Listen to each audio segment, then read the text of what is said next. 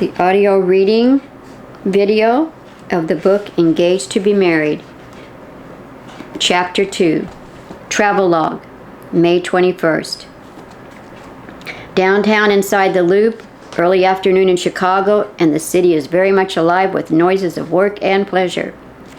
Hundreds of people shuffle in and out of the office buildings and stores. Busy folks merge with crowds, and every shop on the Loop is open for business. It's odd for Charles Bingenton to be actually counted among the sea of warm bodies migrating over concrete sidewalks and passing through numerous glass doors. Usually he would be working late, after the rest of the city had closed up for the day, and normal employees and shoppers have long since gone home to eat dinner or do whatever normal people do. This groom-to-be wanders these sidewalks in a foggy daze. Nothing looks the same at this hour of the day. Myriads of people block his view in every direction. Charles looks around, deliberates where to head first. He feels like a duck out of water this afternoon, but he is kind of okay with feeling that way today. And he searched widely, if need be, until he finds just the right pond to swim around in. He's hoping for a brand new pond, one that suits him much better than the one he's been swimming in now for 6 long years. Everyone's scurrying about like gerbils having escaped confined cages, hurriedly acquiring dinners or running those last-minute errands that they must accomplish before the light of day ceases. They're all driven somewhere and somehow, and they know that they won't be able to rest at night if they do not succeed in their appointed quest. And today, Charles is much the same as those individuals whom he normally would have little tolerance for. He has never been able to understand how people are so eager to part with their money for non-essentials. Although he usually chooses to brown bag it and hide away to eat at his accounting office, today he's knee-deep in the thick of the migration of the hungry and the harried bodies who are frantically roaming to and fro from their respected office buildings for their lunchtime meal. Charles arrives at the shop that's targeted at his first destination. He slips into the store that he's not visited in a while, an optometrist office coupled with an eyeglass store. It offers a package deal, and he's thankful for that convenience. Charles Bingenton has been a true geek all of his life thus far, down to those typically large black-rimmed glasses he wears, not to mention the tape on the bridge. It's part of his nature as an accountant to be frugal. At least it always has been until today. He has recently begun to ask some serious questions about himself, the likes of which he never before dared to ask, never even thought to ask. Charles was not aware that these questions could even exist inside of his own mind. And he wouldn't think of posing those to anyone else other than to himself at this point in silence, especially not to Lynette, as those thoughts are much too personal. Charles ponders the fact that these questions are timely indeed, all things considered, so they do demand immediate answers before he can proceed any further with the plans for his future. While seated at his desk earlier that day, Charles found that he could think on nothing else, which was quite unusual. He's usually very, very focused. These questions have all but taken him over now and have pushed him into seeking out that new pond to plunge headlong into. With a restless gusto, he determines to stick his toes in at the very least. Looking into Charles' morose eyes, it wouldn't take a learned psychologist to decipher how it has come to be that an impending wedding and these questions now fill themselves coincidingly within his mind. These are not flukes and are not merging on the other only by happenstance. However, though Charles desperately seeks answers to calm his troubled heart, he still hasn't been able to come to terms with the hidden truth in this paradoxical situation he now finds himself to be in. And truthfully, the question started about the time he and Lynette became officially engaged after the many years of dating. Years of Lynette constantly mentioning weddings and rings, and the same number of years of Charles either ignoring or changing the subject. While he had thought the relationship was good the way it was, he was smart enough to know that the match was a good one on paper, and he realized after much thinking that it was time. Lynette was not going to wait forever. The proposal then came, not from a romantic place, but from a practical one. The very thought of this enormous final step of marriage is not taken lightly by Charles.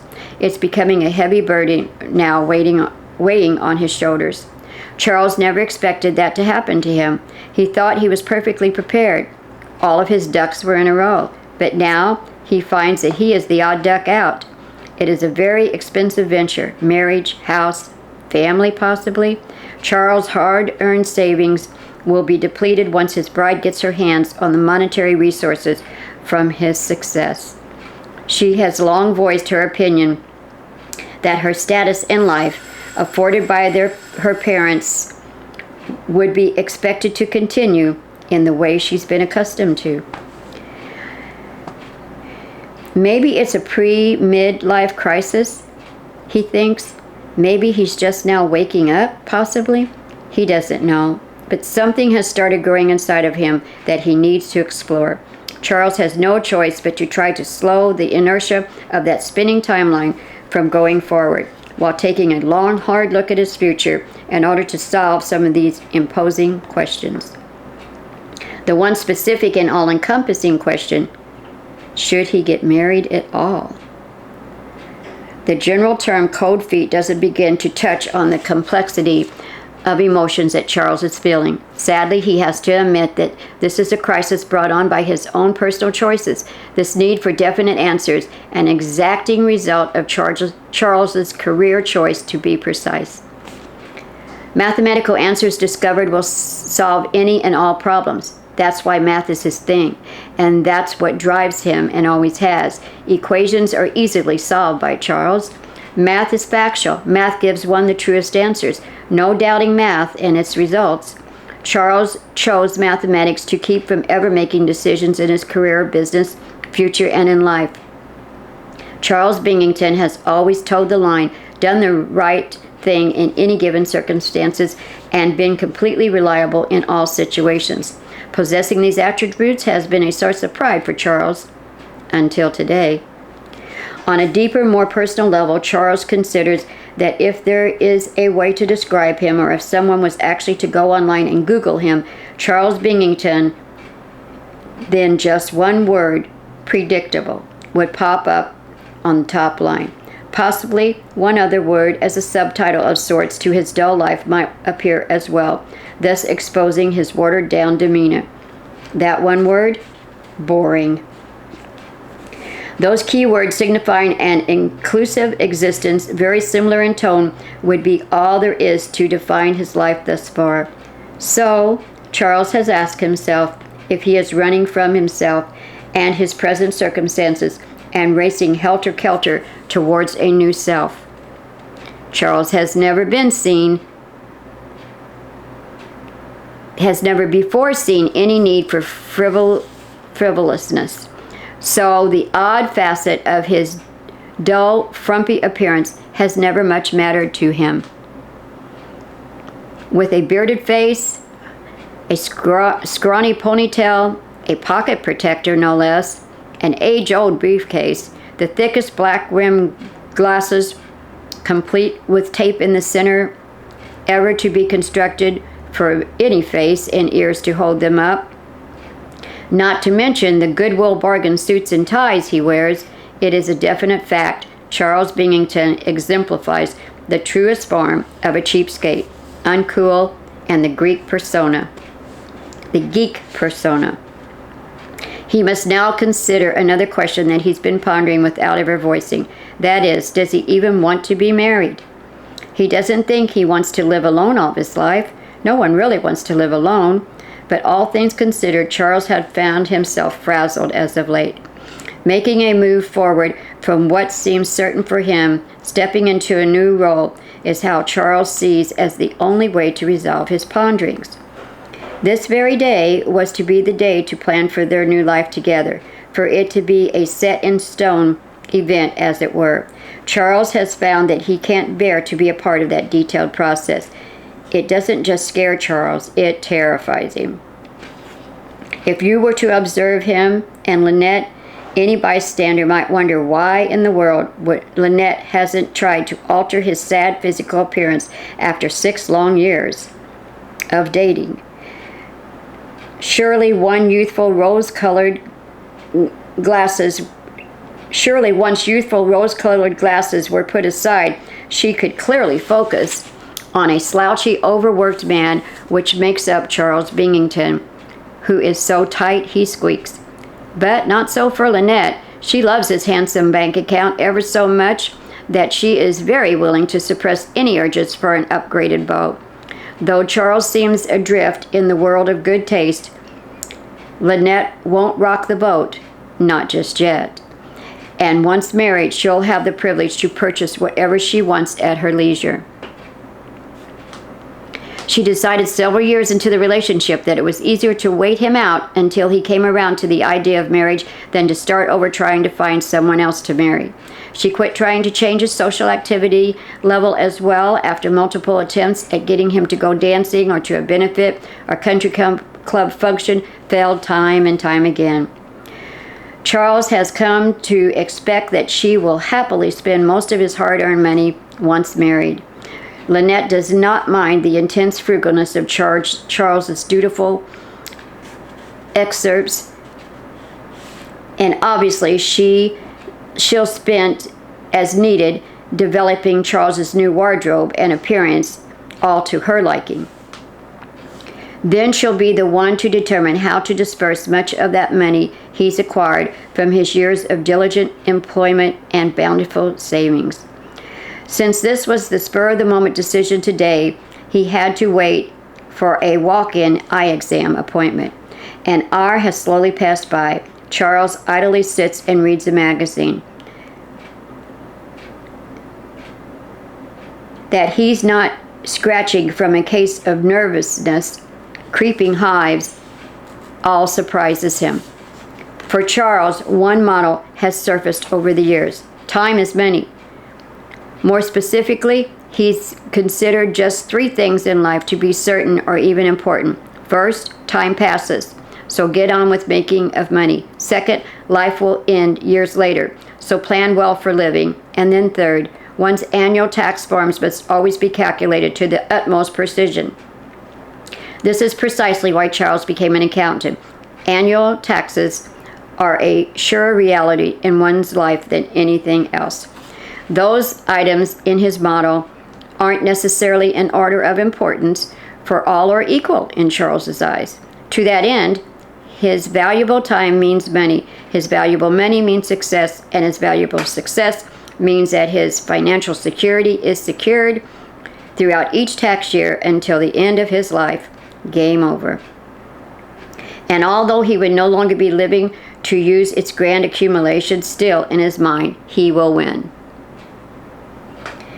That was why the questions began forming in his mind. Marriage is appearing counterintuitive to all of his philosophy, futile and unnecessary, even repulsive to Charles right now. Is he about to waste his money, his freedom, his very life goals on something he really doesn't even want after all? Charles considers maybe he is that selfish and honestly doesn't want to share what he has accumulated. He has worked all this time to get to this point in his life, sooner than he even thought he would. With the wedding approaching, he has come face to face with this awfully heavy task of rethinking who he is and what he really wants out of life. So there he sits. This idle waste of his valuable time is used to infuriate him to no end. Usually, but not today. There he sits. On this day, he doesn't even care. Actually, he told himself to make it a point to remember not to even care about the time today. He looks down at his tattered old watch and smiles, complimenting himself for happily choosing not to care about all the time that he's just waiting away as he sits and waits. And that makes one milestone overturned in his otherwise dull life. He's proud of himself. Looking down at that watch again with the frayed strap and the cracked glass, Charles has the sudden urge to just take off his watch and throw it away as far as possible, although he has always felt quite naked without it, so he refrains. That watch was a gift from his parents also years ago and has been part of his fashion style ever since high school. Besides, Charles has done the math on that issue too. It takes way too much time to look it up on his cell to see the time of day. 5 seconds of time every time just to actually take out his phone to see what time it is adds up quickly over the course of a year. Just thinking of a lifetime taken looking up the time on one's cell phone could send Charles into a crusading rant. This is the way much too much time is wasted on literally watching the time tick by, he thinks. Charles has to laugh as he feels like a wild, crazed man who is literally playing hooky from his own workplace. Basically, Charles is AWOL from himself. He feels more than relieved to consider that his fiancée is now very preoccupied with her mother and a guest making their wedding plans. That's another win-win for him for the moment. He calculates that he has at least 3 unaccountable hours all to himself. Charles also doesn't feel he has to answer his phone when Lynette is sure to call him later to discuss things with him. Those two will handle it just fine. They insisted on handling it out anyway, always, he sighs. Being a yes man is all they expect from me anyway. I know this. The appointment is over. Charles musters the courage to look into the mirror, and he's shocked. He smiles. The contacts are inserted. He realizes a big smile plastered on his face is definitely the biggest and best facial feature he has going for himself. Charles is sporting a huge pearly white smile that is nearly meeting his sparkling dark brown eyes, which are now highly visible, no longer hidden underneath the oppressiveness of the darkness of those black rim frames. He'll no longer be able to hide from the world behind those glasses.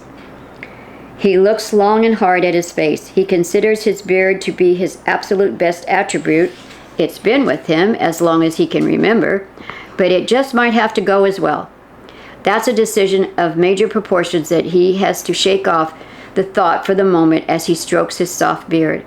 If nothing much else promoting manhood is going for him, Charles has always thought that at least his beard does that for him in spades. It's full and yet neat, with a hint of gray now from years of laboring over others' tax forms. Charles stands at the counter to pay for his welcome new purchase. A sweet young clerk places the worn-out glasses into his hand. Charles becomes doubly embarrassed by the dingy tape that's wound around the bridge. It all but repulses him in her lovely presence. Tell me, how could I ever have thought tape on those glasses was appropriate? The girl behind the counter giggles at his naivety, but doesn't offer him an answer. There simply is no answer to explain taped eyeglasses. Any normal person immediately will go out and purchase other glasses, period. However, he's just righted that wrong, and many more are to come on this of all days. Glaring at those odd frames, he requests a trash can. Knowingly, the clerk grabs up one from under her desk and holds it up high. Charles pitches his old glasses in there, hoping that some of his old personality will somehow go peacefully into that trash along with the hideous frames. The 3 clerks nod to one another, and then Charles does too, thus affirming his actions were entirely necessary. Those contacts are an invisible improvement. Unlike the shy, quiet Charles that he is, he finds it in himself to compliment the staff, stating to the optometrist and his assistants, wonderful, superb service, one and all. The staff smile and giggle and nod. One female clerk gives him a little wink. She holds up one hand to her ear and mimics a phone, mouthing for him to call her. Charles had noticed this girl earlier and sized her up, as all men tend to do. After all, he is a geeky nerd, not blind at all.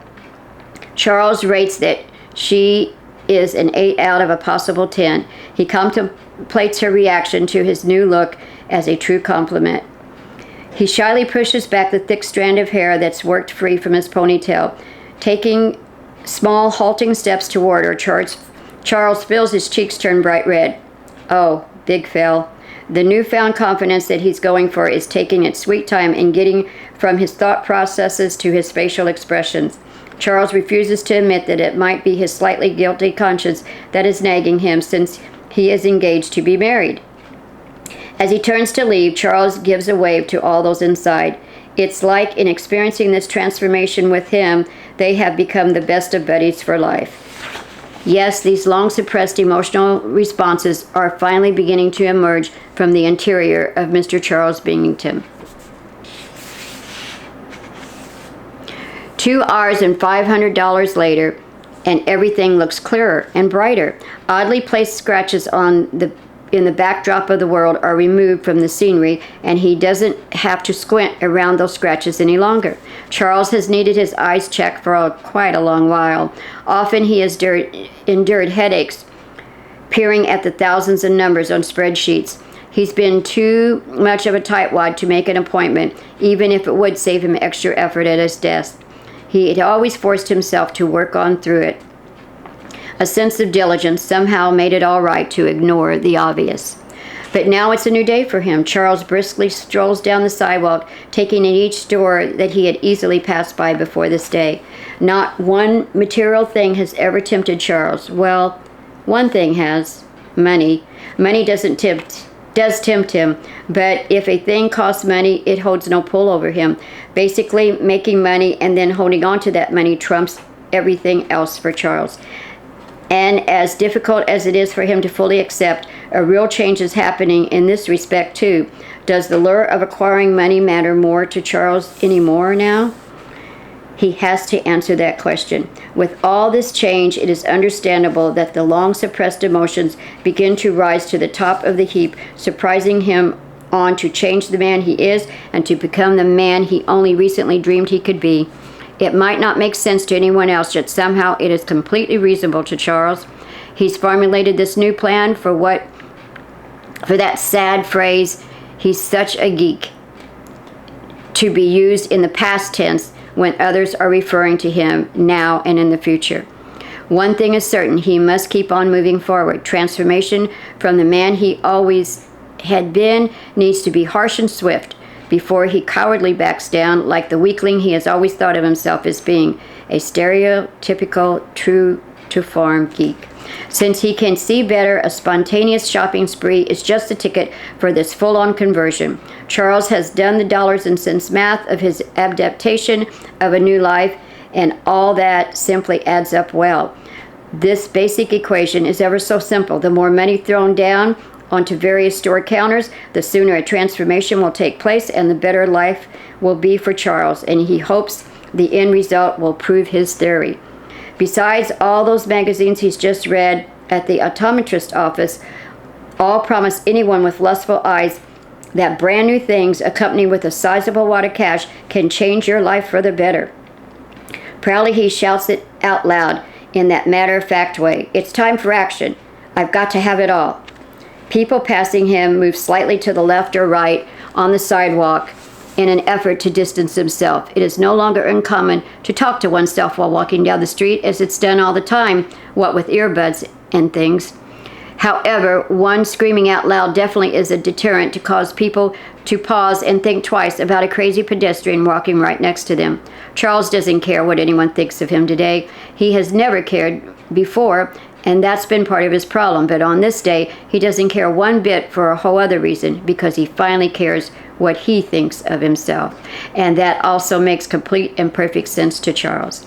For some odd reason, he is feeling that he has been figuratively suffocating, but Charles is now determined to gain a new sense of feeling alive in his own skin, not merely being a sad zombie-like creation of his future wife's expectations. And he is very thankful for the strong urge to shed all resemblance of the man he's been used to waking up each and every day of his 32 years of life so far. Whether this new Charles meets Lynette's approval or not, he cannot be concerned with that today. Too much is at stake, mainly his own sanity. Stripping off certain items of clothing as he makes his way along the sidewalk, Charles comes out with sounds of a wild man almost. Losing an old ratty neck scarf, a choking feeling is relieved somewhat, but not entirely. An out-of-date necktie goes flying backward with the wind. The gray wrinkled overcoat then gets tossed into a nearby trash can. Pedestrians form a cautious safety zone and perimeter around Charles as he moves along the sidewalk. A woman races over and hails a cop, pointing out his strangely odd behavior. The cop follows behind, but at a distance. Charles feels as an emerging butterfly who's escaping from its restricted cocoon, just beginning to experience and spread its newfound wings. Oh, yes, Charles is experiencing a true epiphany. And with each peeling away of those wrinkled duds, a much bolder courageousness in a man is certain to overtake the calm, placid, introverted fellow that he used to admire in himself. Great anticipation sweeps over Charles as he begins to spy out the expansive landscape of the posh downtown shopping arena. Stores emerge which he never before gave a consideration to entering. These are all lit up, shining their illuminated signs like true beacons of hope on a beach at the water's edge of his once boring and normal existence. Will Charles be able to fully accept the test he has challenged himself with, plunging into those deeper waters?